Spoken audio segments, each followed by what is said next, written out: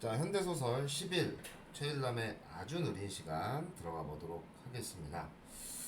자, 처음에 이제 대화 부분이 나와 있어요. 본문 위주로 역시 설명하겠습니다. 자, 우리가 다시 만난 지 얼마나 되지? 글쎄, 기십년이 족이 될 걸세. 이제 말투를 보시면 좀 나이가 있다는 걸 좀 알 수 있죠. 이런 말투. 하계체를 쓰는 거야. 그리 길어? 그러니까 만난 지가 오래됐지. 이따금 상면하지 않았나? 노상에 스치기도 하고 서로 얼굴이 마주쳤다는 얘기야. 얼굴을 마주봤다, 상면했다는 얘기는 그게 한 동네에서 함께 살게 될 건가 같은가. 앞으로는 줄곧 이웃으로 지낼 건데. 그러네. 그러니까 여기 앞부분에 지금 줄거리가 없으니까 해서 말인데, 나 자네가 당산으로 이사 온 건 안 나와서 솔직히 심사가 편치 않아. 어, 왜 그런지 우리가 이유를 따져봐야죠. 편치 않은 이유가 뭐냐, 그 뒤에서 이제 따져봐야 돼. 그건 또 왜? 몰라서 묻나? 뭐할 말인가? 시침 떼기는 상대방이 알고 있을 것이라 생각하는 거죠.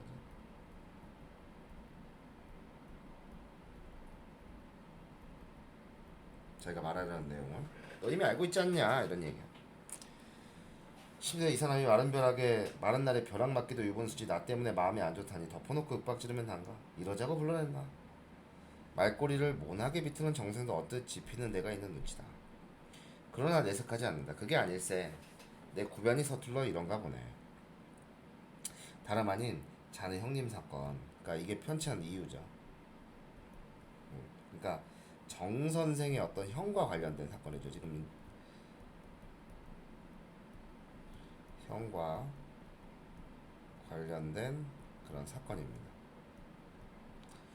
근데 그 왜 이것 때문에 편치 않은 건지, 그지? 지금 저기 뭐야, 김 선생과 정 선생의 대화거든요.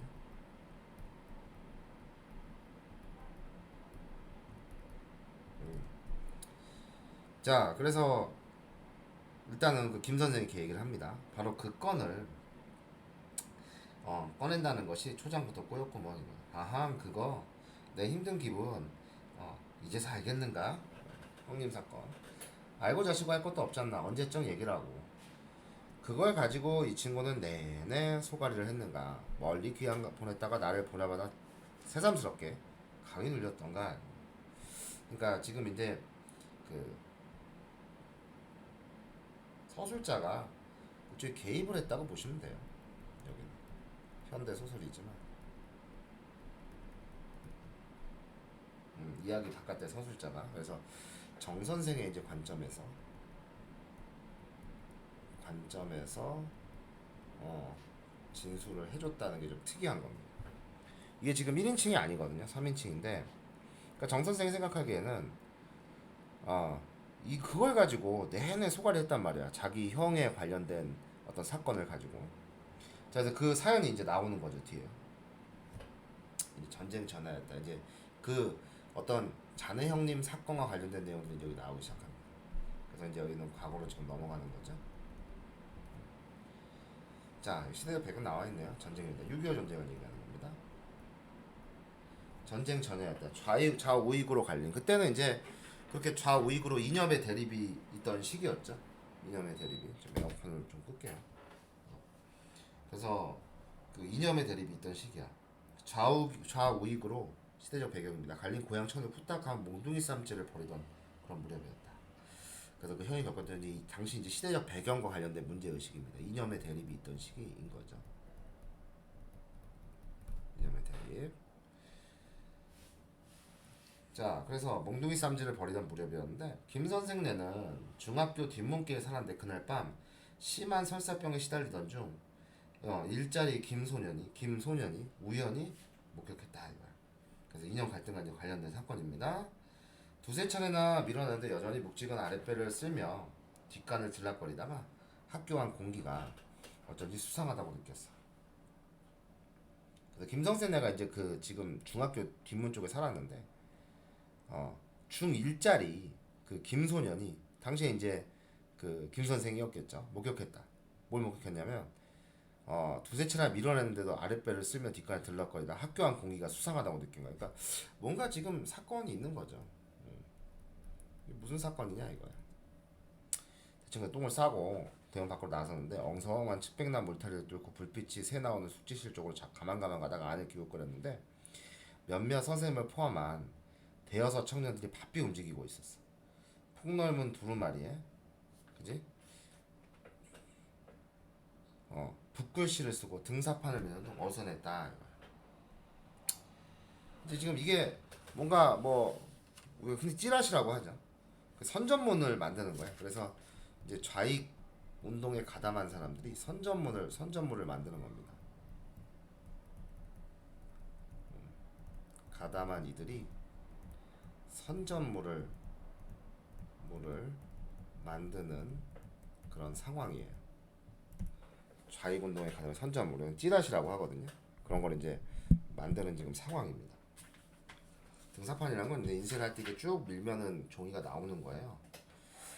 자, 집으로 돌아온 그는 마침 아버지와 함께 대작하고 있던 작은 아버지에게 자랑스러운 일로 가졌어. 농지 개혁 이후 집가증권으로 살림을 꾸려가던 두 분은 나쁜 놈들, 이 좌익 운동하는 사람들을 굉장히 나쁜 놈들을 보는 거죠. 왜냐면 어쨌든 지금 이 아버지는 농지 개혁 집가증권으로 그 이제 지주에게 이 땅이 네 것이다 하고 이제 발행을 해준 건데, 그럼 자기 재산을 가진 사람이잖아. 근데 문제는 이렇게 좌익 운동하는 자들은 그 사유 재산을 인정하지 않죠. 그럼 당연히 이 뭐예요? 아버지하고 작은 아버지는 이런 좌익 운동을 하는 이들에게 당연히 뭘 가져요? 반감을 가질 수밖에 없을 거야. 그렇겠죠? 자신들의 재산이 이들이 이제 권력을 잠깐 빼앗길 수 있으니까. 그래서 즉각 경찰에 알려고 경찰은 숙제실로 덮쳤어. 그 속에 정 선생의 형이 끼어 있던 거야. 그러니까 나는 이제 평생 그 뭐라 그래야 될까요? 거기에 대해서 죄책감을 안고 살아가는 거죠. 잡혀가는 거야. 그래서 정 선생의 형은 이 가담을 안 했거든요. 이론이 아니라는 사실이 나중에 밝혀졌어요. 정 선생의 형은 소용 없었어. 그날 밤 숙직이었는데 나흘 후엔 전쟁이 또 터졌기 때문에. 그런 와중에 어찌어찌 목숨을 건지고 마던 유행이었다. 허나 오래가지 못했다. 이미 고문이나 막 이런 걸 당해서 결단한 몸으로 피난처 옮겨 다니다가 전쟁이 끝나기 전에 병사해버렸어요. 그러니까 근데 정 선생의 형은 그러니까 나도 어떤 뭐 그런 걸 알고 의도를 갖고 한 건 아니었던 거죠. 그래서 이거를 이제 자랑 삼아서 나 굉장한 거 봤다고 일러 바쳤는데 일이 이렇게 커질 줄 몰랐던 거지. 그래서 이제 정 선생은 되게 가담을 하지 않았는데도 억울한 일을 당한 거죠.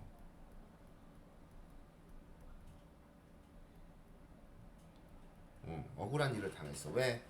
좌익에 가담하지 않았자. 조직의 일원이 아니었는데. 그래서 전쟁이 끝나기 전에 이제 병사를 한 겁니다. 역사에는 가증이 없다고 해서 설사병만 아니었어도 직관에만 안 갔어도 부질없는 후에 앞서 제보자에 대한 소문이 미국에 퍼졌다. 그래서 김 선생이 제보자라는 사실이 알려진 거야. 어린 시절에 김소년이죠. 김 선생이 제보자라는 사실이 알려진 겁니다. 그래서 이제 그 얘기가 끝난 거예요. 그럼 왜 그런지 알겠죠? 자기 때문에 정 선생의 형이 결국 죽게 된 것이다. 이런 죄책감을 가지고 그때 마음이 이제 굉장히 좀 불편했던 거예요. 내 원망 많이 했을 거네. 그래서 사과를 하는 거죠. 그래서 용서와 화해를 구한 겁니다. 사과를 하고 사람들이 자그문 때문에 웬 비밀 그리 말고 전 선생은 딴전을 피웠어. 어안이 벙벙하게 대꾸 쫓아온다 김 선생이 이 사람 나한테 화를 내고 뭐 사과를 받아주네 만회해야 되는데 왜 이렇게 하지? 안 그래 저마다 간직하고 있는 비밀이 얼마나 많은가. 그야 혼자 끼고 살다가 무덤까지 갖고 가면 다행이지만 말이네. 그 비밀이 란 게 대개는 실수에서 비롯된 부끄러움과 관련이 돼 있다. 그래서 그런 어떤 그 감정, 김 선생이 얘기해 주는 것을 느끼는 감정. 누군가가 그 사실을 알면 죽이고 싶을 거야. 김 선생의 눈이 드디어 휘둥그레졌다. 입에 가벼운 경련이 있는 듯하다. 그러니까 예상하지 못했던 반응이라는 거죠, 정 선생.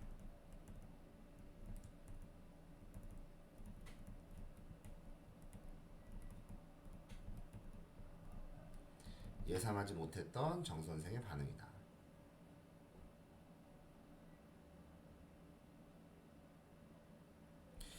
자, 나 지금 농담을 하고 있으니 너무 놀라지 말게.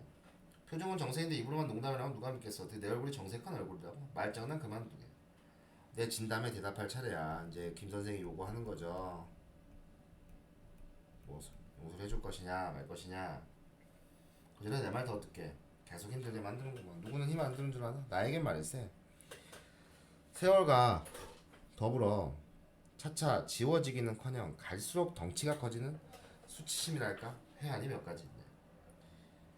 만약 그것들이 새끼를 치는 바람에 생긴 소소한 것들까지 합치면 수도 없다고. 불시 엄습하여 잠을 설치기 일쑤라네. 그러니까 여기서 나는 지금 정 선생이 얘기하는 겁니다. 대화의 주체를 항상 좀 잘 파악을 해줘야겠죠.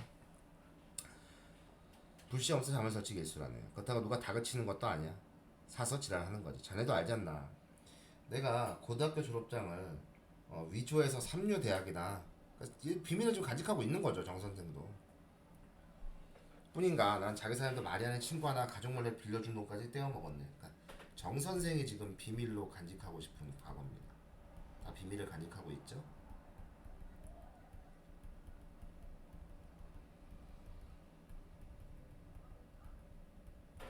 정 선생이 비밀로 간직하고 싶은 과거예요. 그가 일찍 죽었거든. 당연히 유가족을 찾아 저간의 사정을 고백하고 돈을 갚았으면 좀 좋아. 차의 피해를 미루다가 자기도 지금 이런 어떤 죄책감이 드는 거죠. 인생 제대 말년은 이중삼중의 뉘우침을 겹겹이 안고 살아.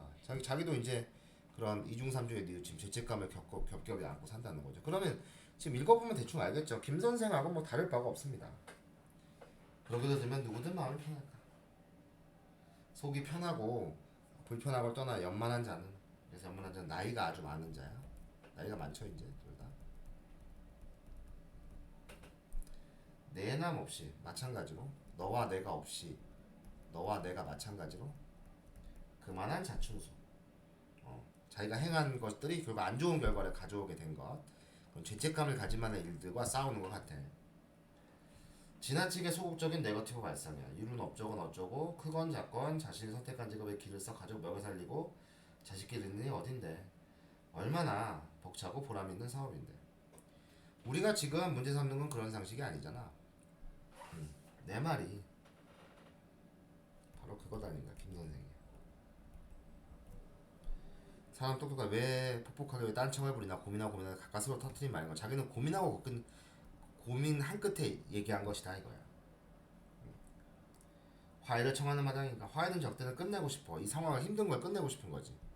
그래서 터뜨린 이유가 여기 나와 있습니다. 김 선생이 터뜨린 이유. 이왕이면 좋은 거 좋긴 좀 아니란들 별 수 있나. 자네가 용서하지 않아도 뭐 별 수가 있나. 이 나이에 변명을 구질구질해. 분명히 해두고 싶을 따름에 자네가 눈에 띄지 않을 땐 나 역시 그런 점을 잊고 사는데. 한데 사단의 한 당사자가 눈앞에 어른거리면서 칠곡이 다시 그 죄책감 그런 거 다시 묵는 거야. 서울에서 만났다면 또 몰라. 좁은 안에서 매일같이 이제 같은 동네에서 당산이라는, 그지? 같은 동네에 살게 된 거죠. 계속 그 일이 떠오르는 거야. 말을 바꾸면 거리감이 단축이 된다. 그래서 과거사를 좀 정리하고 싶은 겁니다. 김 선생은 이런 과거사를 좀 정리하고 싶은 거예요.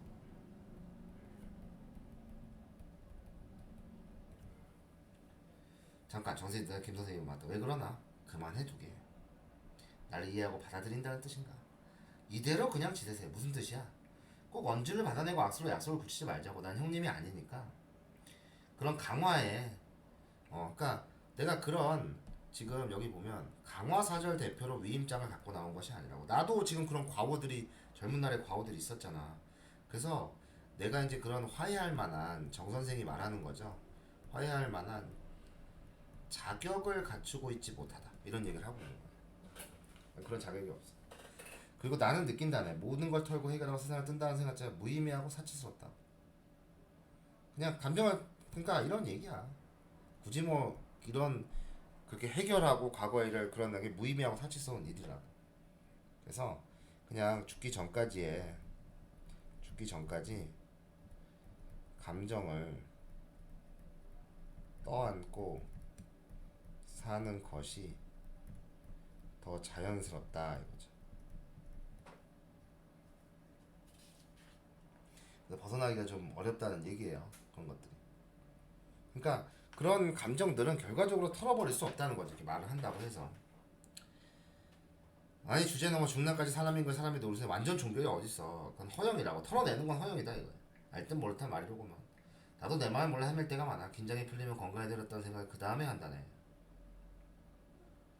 정선생과 노년의 르상티망 각주 나와 있어요. 원한, 증오, 질투 따위의 감정이 대표되어 쌓인 상태. 우리가 흔히 한 같은 거라고 하죠. 혹 들었다 붙여 가는 게 아닌데 떼었다 붙였다 하다 가는 거지. 그래서 과거의 일에서 좀 여러분들은 이해가 잘 안 갈 텐데 과거 일의 어떤 감정에서 완전히 벗어나는 것은 불가능하다고 인정을 해야 된다는 거예요.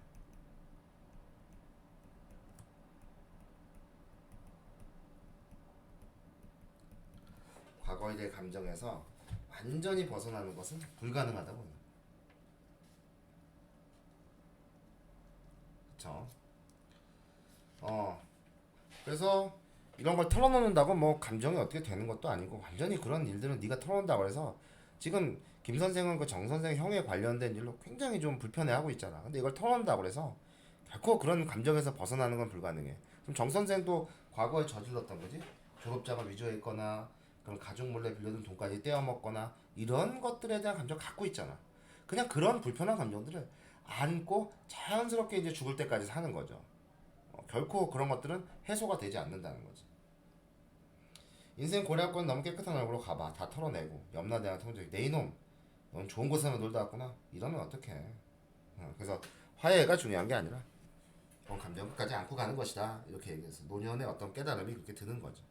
좀 어려운 작품인데 해설 다시 보면서 모르는 부분은 좀 질문해 주시면 좋을 것 같습니다. 자, 현대소설 11이었습니다.